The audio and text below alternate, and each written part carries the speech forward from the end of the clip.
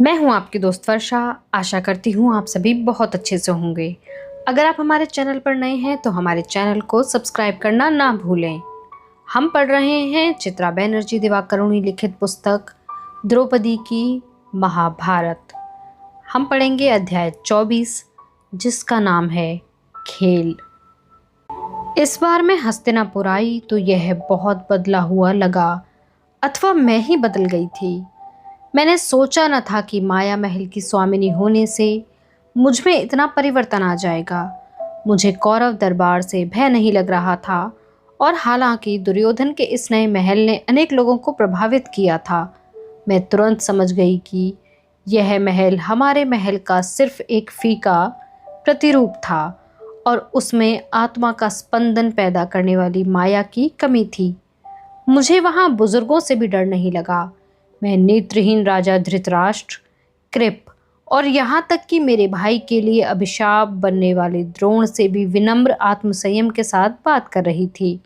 पितामह अनुमोदन की दृष्टि से मुझे बात करता हुआ देख रहे थे और एकांत मिलने पर वह मुझसे बोले, अब तुम हम सब में से सर्वश्रेष्ठ के समान असली महारानी बन गई हो। अब तुम्हें इस बात की परवाह नहीं कि लोग तुम्हारे विषय में क्या सोचेंगे, और इससे तुम्हें अत्यधिक स्वतंत्रता मिल गई है। उन्हें उस अस्थिर परिस्थिति का पता नहीं था जिस पर मेरी स्वतंत्रता टिकी हुई थी। उन्हें यह भी नहीं मालूम था कि जब मैं कक्ष में जाती तो मेरा आत्मविश्वास गिर जाता था। वहाँ से तभी लौटती थी जब मुझे यह विश्वास हो जाता था कि कर्ण वहाँ उपस्थित नहीं था। उन्हें यह नहीं ज्ञात था कि मैं गलत बातों का कितना अधिक ख्याल रखती थी। यद्यपि भीष्म इस संदर्भ में सही थे, मैं कुछ मामलों में उनके साथियों के बराबर अथवा उनसे श्रेष्ठ थी। इंद्रप्रस्थ में मेरे पति राजकाज के संबंध में मेरा मत सुनते थे, और हालांकि कभी कभी हम लोगों में बहस छिड़ जाती थी, वह मेरे अनेक सुझाव मान लिया करते थे। यद्यपि हस्तिनापुर में राज सिंहासन पर नेत्रहीन राजा बैठता था और अनेक वृद्धजन उसके पास प्रतिष्ठित आसनों पर बैठते थे, असली सत्ता दुर्योधन के हाथ में रहती थी। जब वे लोग संधियों और नियमों पर चर्चा करते तो वह विनम्रता से सुनता रहता था, किंतु अंत में होता वही था जो दुर्योधन चाहता था। धृतराष्ट्र अपने सर्वप्रिय पुत्र का विरोध सहन नहीं कर पाता था, और विरोध होने पर उसका पुत्र आवेश में आकर उन वृद्ध योद्धाओं का अपमान कर देता था जो इतने वर्षों से उसके लिए हस्तिनापुर की रक्षा कर रहे थे। ऐसे अवसरों पर सिर्फ कर्ण ही उसे शांत कर पाता था, परंतु वह स्वयं भी कभी कभी अपने बड़ों की सलाह के प्रति अधीर हो जाता था। यह देखकर वृद्धजन अपनी प्रतिष्ठा बचाए रखने के लिए चुप हो जाते थे। प्रतिदिन वे लोग एक ऐसे जहाज पर रखी अलंकृत मूर्ति की भांति बैठे रहते थे जिसने बिना अनुमति के अपनी दिशा बदल ली थी और संकट की ओर बढ़ रहा था।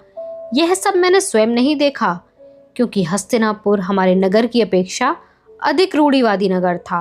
हालांकि दरबार में स्त्रियों के लिए एक बंद कक्ष था, वहाँ पर हमें सिर्फ निमंत्रण पर ही जाने की अनुमति थी। सूचना के मेरे स्रोत सीमित थे, क्योंकि दाई माँ को अन्य सेविकाओं से छिटपुट जानकारी ही मिलती थी, अथवा कुछ बातें मेरे पति बता देते थे। मुझे यह तो पता लग ही गया, हमारे हस्तिनापुर पहुंचने से पूर्व ही कर्ण अपने राज्य लौट गया था। दुर्योधन द्वारा उसके पास लौटाने के अनेक संदेश भिजवाए गए, किंतु वह नहीं आया। अपने पतियों के साथ मेरी बातचीत संक्षिप्त व असंतोषजनक होती थी, क्योंकि दुर्योधन दिन में उन्हें आमोद प्रमोद में उलझाए रखता था, और रात्रि में मुझे डर था कि द्युत का कुख्यात खेल खेलते थे। यद्यपि इस बार कुछ बातें भिन्न थीं। इंद्रप्रस्थ छोड़ने से पहले मैंने युधिष्ठिर से वचन लिया था कि वह मदिरा का सेवन नहीं करेगा, और उसने अपना वचन निभाया। इस संयम ने खेल में उसकी सहायता की। वह पहले से भी अधिक जीतने लगा और उसे बहुत खुशी हुई, परंतु इसका अर्थ था कि उसे घर लौटने की जल्दी नहीं थी। यह देखकर मुझे कभी कभी चिंता होती थी, क्योंकि मैं इस असहज भाव को अपने से दूर नहीं कर पा रही थी कि हम शत्रु के राज्य में थे। अन्य अवसरों पर मुझे ये सोचकर खुशी होती थी कि कर्ण से भेंट होने का अब भी अवसर मिल सकता था। यद्यपि उस प्रसन्नता के बाद का भाव कटु होता था।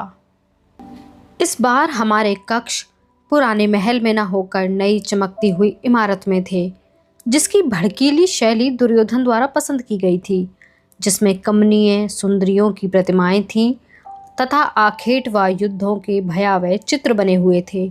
यह कक्ष उसकी सभा के निकट थे, ताकि मेरे पति सहजता से वहां आ जा सकें। मैं इस परिवर्तन से अप्रसन्न नहीं थी।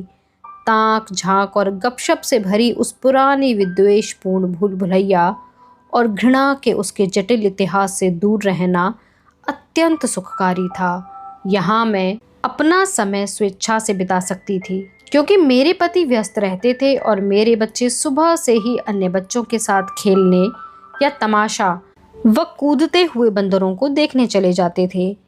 एक बार जब मैं महल की अन्य स्त्रियों से मिल चुकी तो फिर मेरे पास करने के लिए अधिक कार्य शेष नहीं था। इस सुविधा को मैंने बचपन से भोगा नहीं था और उस समय मुझे उसके बारे में अधिक पता नहीं था कि मैं उसकी दुर्बलता का महत्व समझ पाती। मैं कविताएं पढ़ती, लिखती अथवा आंगन में घूमती रहती थी। मुझे यह अत्यंत मज़ेदार लगता था कि दुर्योधन ने यथासंभव हमारे महल जैसे फूल एकत्रित करने का भरपूर प्रयास किया था और सौंदर्य का विचार किए बिना वह एक दूसरे के ऊपर ही लगा दिए गए थे। मुझे सुगंधित वृक्षों के नीचे ही सेविकाएं खाना पीना दे जाती थी। मैं पक्षियों का कलरव सुनती थी। मैं ठंडे पतले सूती अनौपचारिक वस्त्रों में रहती थी, क्योंकि हमारे कक्ष की सभी सेविकाएं स्त्रियां थीं।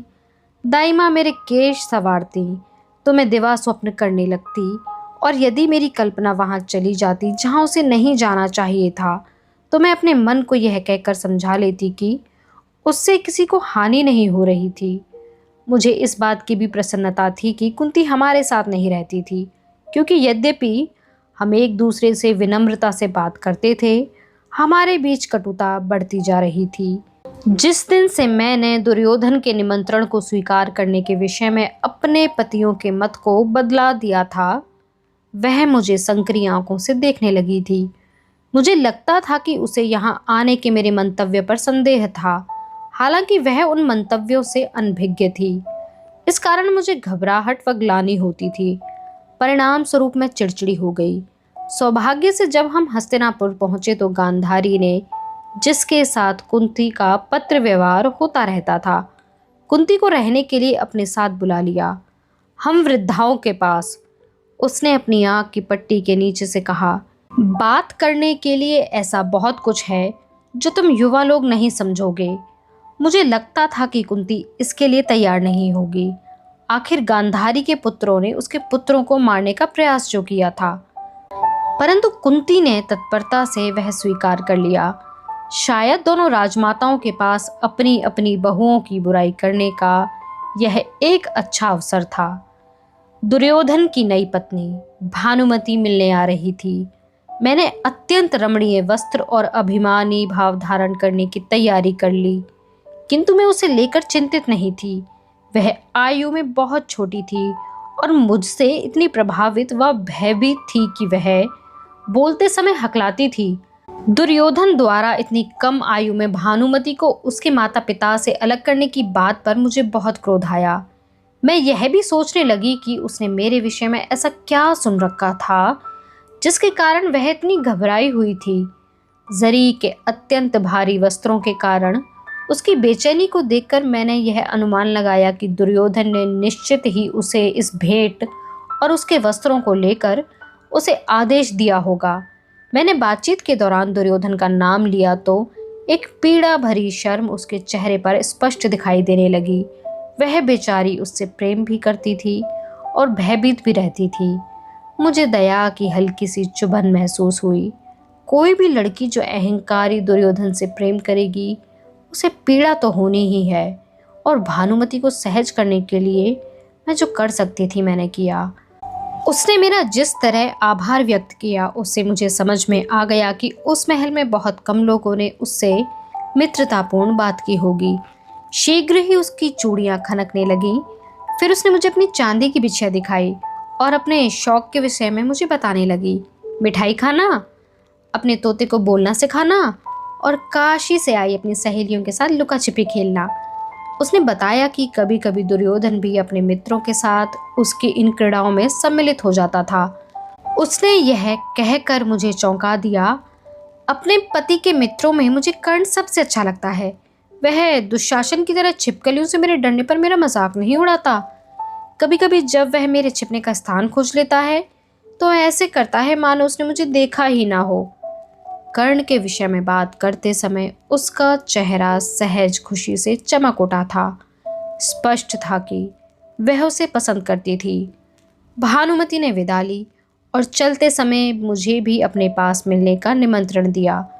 तब भी मैं कर्ण वाली बात को पचाने और अपने भीतर उठे ईर्ष्या के मूर्खतापूर्ण दर्द की उपेक्षा करने का प्रयास कर रही थी। उसने द्वार पर मुझे आवेशपूर्ण आलिंगन में भर लिया। तुम बहुत अच्छी हो, वह बोली, ना कि कटुजिह्वा वाली, जैसा कि मुझे उन लोगों ने चिताया था। उन चेतावनी देने वालों का नाम पूछने से स्वयं को रोकने के लिए मैंने अपने उपरोक्त कटुजिह्वा को काट लिया, परंतु उसे इस बात का पता नहीं लगा और वह स्वयं ही बोलती रही। हालांकि कर्ण ने ऐसा नहीं कहा था। उसने मुझे अलग ले जाकर कहा कि तुम बहुत भली व सुंदर हो, और उसने सत्य ही कहा था। इतना कहकर वह मुझे शब्दहीन खड़ा छोड़कर पाजेब खनकाती हुई वहां से चली गई। कर्ण अंग से लौट आया था। दाइमा ने बताया कि वह दुर्योधन के लिखे एक पत्र के साथ वापस आया था, जिसमें दुर्योधन ने ताना मारते हुए उससे पूछा था कि क्या वह पांडवों, विशेषकर अपने प्रतिद्वंदी अर्जुन का सामना करने से डरता था। अपने मित्र की वापसी अथवा अपने अनुनय की विजय का जश्न मनाने के लिए दुर्योधन ने एक भव्य पारिवारिक भोज का आयोजन किया। इसका आशय यह था कि इस भोज में उसके सभी रिश्तेदारों व नज़दीकी मित्रों को अपने अपने घर की स्त्रियों के साथ सम्मिलित होना था। इस समाचार से मैं एकदम उत्तेजित और क्रोधित हो गई और काफ़ी समय यह निर्णय लेने में लगा दिया कि मैं इस अवसर पर क्या पहनूंगी। यहाँ तक कि मेरी सबसे मूल्यवान साड़ी भी इस अवसर पर फीकी और पुरानी लग रही थी। अंत में मैंने इंद्रप्रस्थ के बुनकरों को ऐसे नए वस्त्र बनाने का आदेश दिया जैसे उन्होंने पहले कभी न बनाए हों, इतने शानदार कि अविस्मरणीय हो जाएं। उनको कहा गया कि जैसे ही वस्त्र बनकर तैयार हो जाएं, उन्हें मुझ तक पहुंचा दिया जाए। उन्होंने मुझे वचन दिया कि वह दिन रात काम करके इसे पूरा करेंगे। मेरे वस्त्र अभी आए भी नहीं थे कि परेशान और रोती हुई भानुमति मेरे पास आई। उस दिन के लिए मुझसे उचित वस्त्र चुनने में उसकी सहायता के लिए प्रार्थना करने लगी। मैंने उसके कक्ष में जाकर देखा कि वह साड़ियों से भरा हुआ था और हर साड़ी पिछली वाली साड़ी से अधिक रंग बिरंगी और सोने के धागे से अधिक कशीदाकारी की हुई थी, और रत्नों से भरे चंदन के बक्से पूरे फर्श पर फैले हुए थे। मुझे उसको समझाने में लगभग पूरा दिन लग गया कि कोई भी साड़ी पहनकर वह सुंदर लगेगी, परंतु यदि मैंने उचित वस्त्र नहीं पहने तो दुर्योधन बहुत नाराज होगा। यह बात उसने कम से कम 20 बार कही होगी। उसने एक बार अपनी बड़ी और निष्कपट आंखों से मेरी ओर देखते हुए यह भी कहा, मैं चाहती हूं कि कर्ण मेरी प्रशंसा करे। अंत में हमने एक गहरी लाल रेशमी साड़ी पसंद की जो इतने अधिक स्वर्ण व रत्नों से जड़ित थी कि मुझे डर था कि वह उसे पहनकर चल नहीं पाएगी, और उसने उस साड़ी के साथ मेल खाता हुआ मोटे स्वर्ण में जड़े माणिक्य का हार भी पसंद किया। अपने कक्ष में लौटने तक मैं भोज के लिए अपनी योजना बदल चुकी थी। भानुमति से मिलने के बाद मुझे अपनी उस भूल का एहसास हुआ जो मैं करने वाली थी।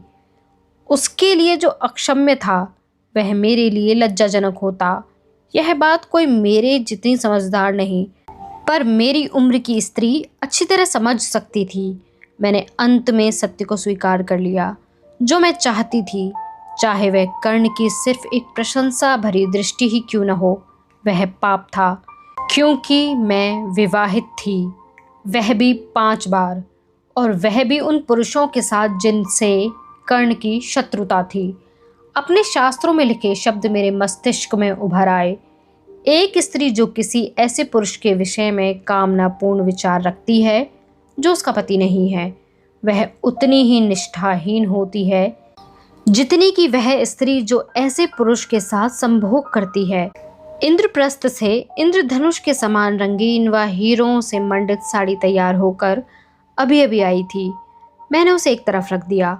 उसके स्थान पर मैंने एक साधारण सफ़ेद रेशम की लाल व स्वर्णिम किनारे वाली साड़ी निकाली।